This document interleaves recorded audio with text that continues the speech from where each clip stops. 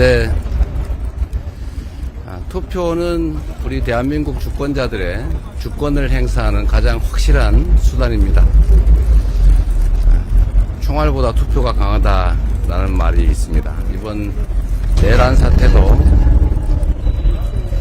다시 할게요. 자, 이번 내란 사태도 우리 국민들의 투표 참여만으로 비로소 이겨낼 수 있습니다. 특히 우리 청년들과 함께한 취지는 대한민국이 청년의 시대로 다시 되돌아갈 수 있게 해야 되고, 이번 대선이 그 출발점이 됐으면 좋겠다는 소망으로 함께 했습니다. 목소리 조금만 켜주시면 감사합니다. 아, 그래요? 네, 노력할게요. 네. 네, 이렇게 소감 들어봤고 현안 질문 몇 개 받을 텐데 소속과 성함 밝혀주시기 바랍니다. 네, 먼저 손이 머리치네 이소입니다. 지금 사전 투표율이 오전 10시 기준으로 이런 투표율에 대해서 어떻게 보시는지 궁금하고 투표로 할 수 있는 사전 투표율이 있는지도 여쭤보고 싶습니다. 사전 투표, 본 투표를 합친 최종 투표율이 가장 중요할 것입니다. 사전 투표를 할 것인지 본 투표를 할 것인지는 우리 국민들께서 각자 사정에 따라 선택하실 텐데, 가급적이면 사전 투표에 많이 참여해 주시는 것이 시간을 합리적으로 배분하는 데도 도움이 될 것이고, 또 본 투표에 무슨 일이 생길지 모르니까 미리 해 두시는 게 낫지 않을까 그런 생각이 듭니다. 목표한 사전 투표율은 특별히 없습니다. 오로지 대한민국의 운명은 우리 국민들의 손에 달려있다는 점, 그리고 우리 주권 행사는 결국 투표로 할 수밖에 없다는 점을 생각하셔서 지금의 이 위기를 이겨내고 내란을 극복하고 회복과 성장의 대한민국으로 다시 출발하기 위해서는 우리 국민들께서 반드시 투표에 참여하셔서 이 잘못된 결과를 빚어낸 내란 세력에 대해서 엄중하게 강력하게 심판해 주시기를 바랍니다. 하나 더 있었던 것 같아요, 질문이. 네. 네, YTN 이준혁 기자입니다. 인수위 없이 출범하는 정부에 대해서 우려가 많은데요. 비상경제 TF 외에도 혹시나 얘기해 주시고 바로 이제 할 것으로 계획해 주신 게 있으면 또 이제 마지막으로 들어가기 전에 하는 말씀, 한 말씀 부탁드립니다. 그거 막아주시죠, 참.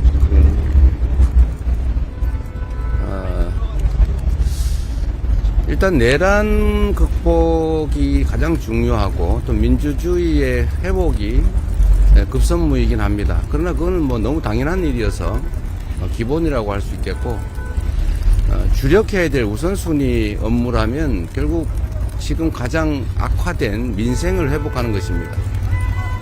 민생 회복을 위해서는 지금 거의 빈사 상태에 이르는 내수 경기를 신속하게 진작해야 될 것입니다. 그 외에 통상 문제 해결을 위한 외교적 노력도 시급하게 시작해야 될 것 같습니다. 물론 뭐 정부를 구성하는 일들은 역시 일을 하기 위해서 꼭 필요한 일이니까 우선순위 중에 하나겠죠. 가장 중요한 것은 민생 경제 회복입니다.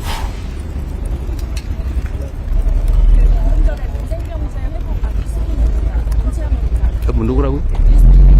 네.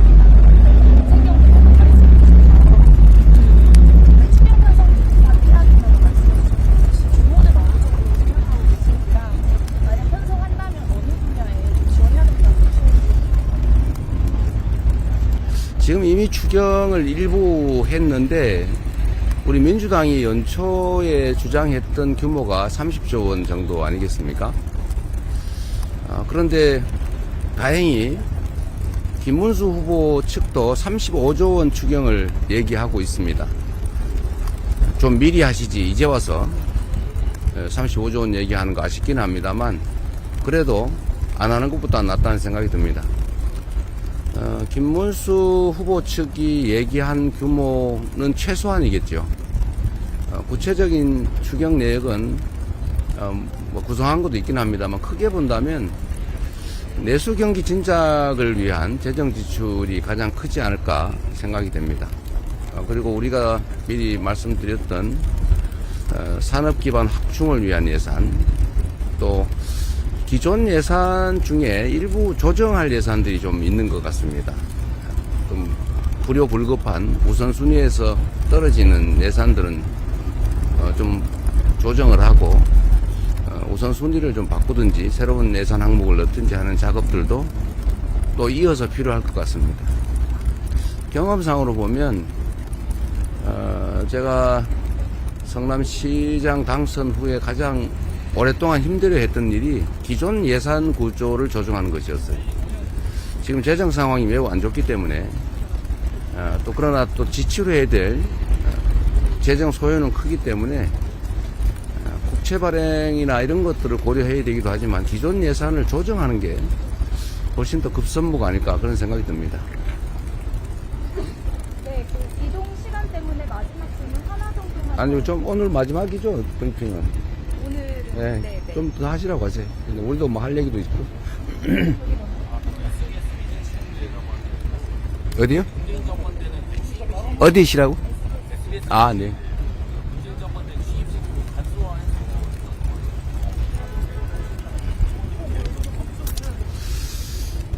지금 제가 뭐 당선될지 안 될지도 모르고 이 나라 운명이 어떻게 될지도 모르는데 취임식 형식을 어떻게 할지에 대해서 뭐 깊이 고민하지는 않고 있습니다. 그러나 지금 취임식인지 취임 선서는 아마 해야 될 텐데 누구든 취임식이라기보다는 아마 취임 선서식이 되겠죠.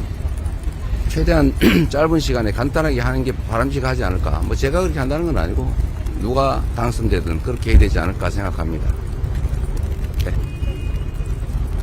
우리 아까 뒤에 아니, 노알비 있습니다.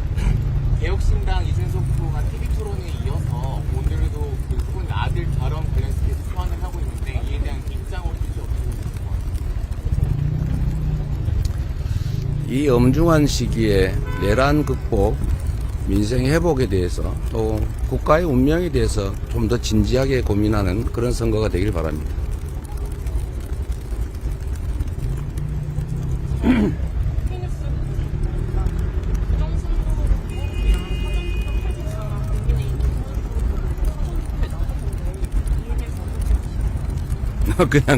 그냥 그런가 보다 하겠습니다. 원래 그런 분들 아닙니까? 뭐 원래 얘기했던 거, 그와 다른 행동하는 거. 언행 불일치는 그분들의 특성이니까 그냥 그러려니 합니다. 죄송합니다. 네, 말씀하시죠. 네. 취임식 얘기 아까 나오셨어요. 그러면 이제 대통령 선거 이전까지는 따로 원칙 사태나 이런 거는 없으신 건지, 어떻게? 원칙 사태는 따로 없으신 건지. 대체적으로 공직을 자신의 명예나 이익을 위한 벼슬로 생각하는 분들은 그거 왜 안 버리냐 이렇게 얘기하지만 공직을 국가와 국민에 대한 책임으로 생각하면 그렇게 함부로 던질 일이 아니죠. 지금 그거를 사퇴한다고 해서 다른 사람이 승계를 하면 모르겠는데 그걸 왜 우리 국민들이 맡긴 일을 그렇게 쉽게 던지겠습니까? 지금 이 순간에도 국회의원으로서 해야 될 책임이 막중하지요. 또 갑자기 제3의 내란이 벌어질지 어떻게 합니까? 그러면 국회 차원에서 대응해야 되는데 필요하지도 않게 왜 국민이 맡긴 책임을 미리 버리겠어요? 필요하면 모르겠지만 좀 생각을 좀 달리 하면 좋겠어요. 공직은 권리나 지위가 아니라 책임과 역할이다. 이렇게 생각해 주시면 좋겠습니다. 오늘 부자신 책임사입니다. 우선 기후에너지 신설 공약을 발표하셨는데 네. 산업부의 내용과 환경부의 작동 방식이 달라서 단순하게 척 한마디로 없는다고 해서 잘 돌아갈 것이다 아니지 않다라는 그런 이야기를 구체적으로 어떻게 운영하실 생각입니까? 이제는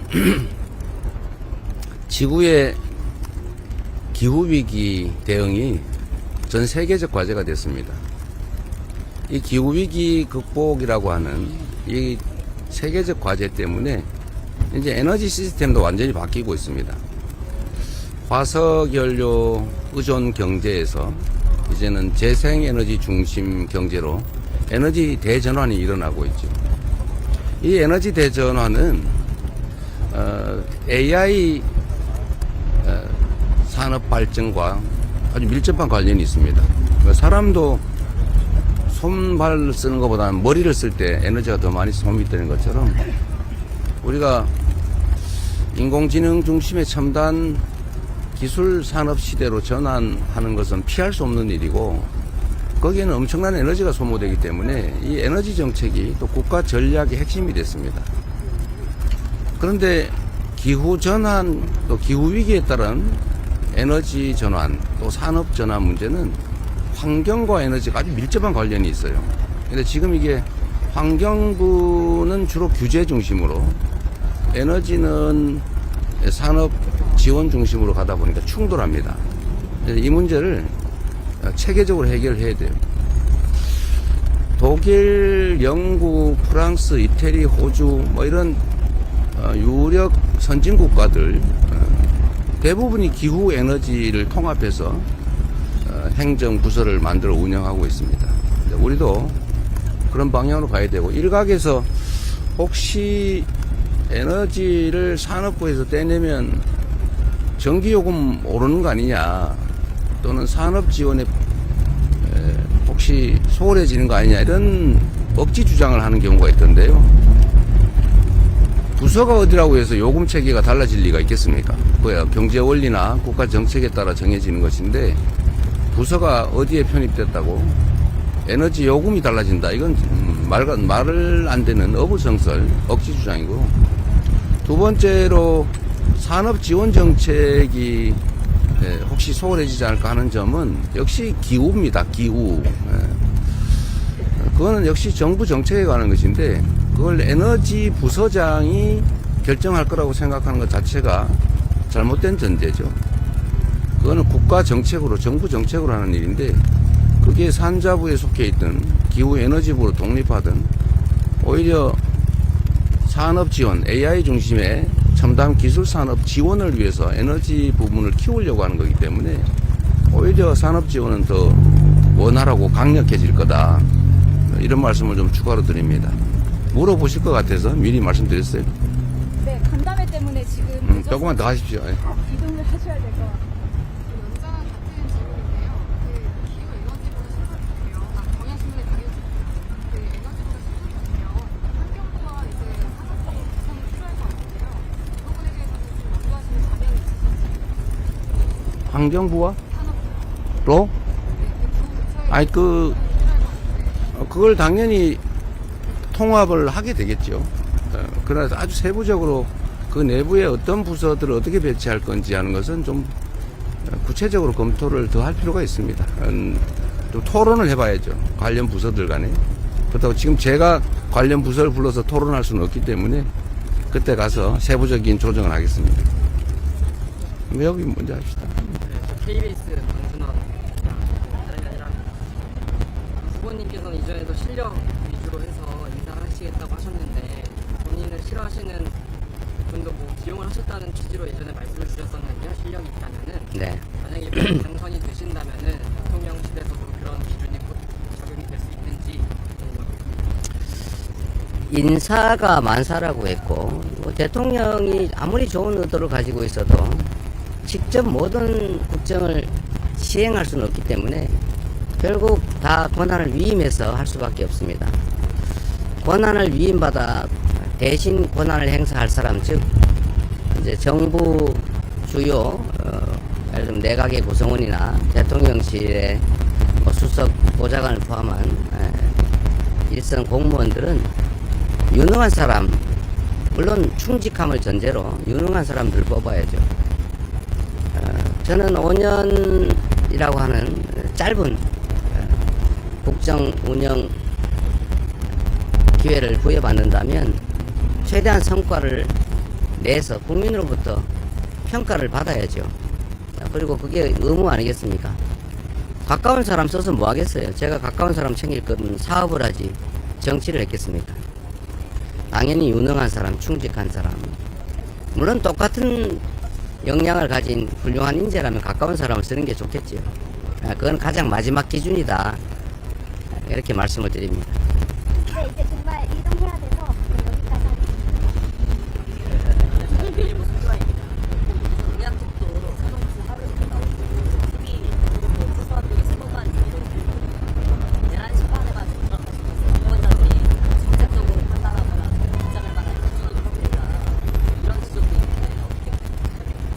뭐 일리 있는 지적이죠.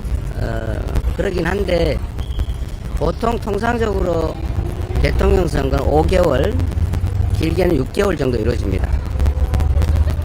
그런데 지금은 2달, 그것도 실제로는 한 50일 정도에 불과하죠.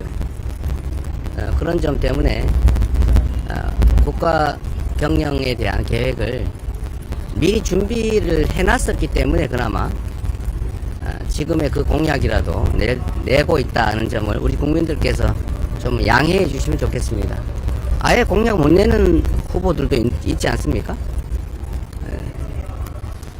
네. 네, 여기까지 하겠습니다. 네, 여기까지만 하겠습니다.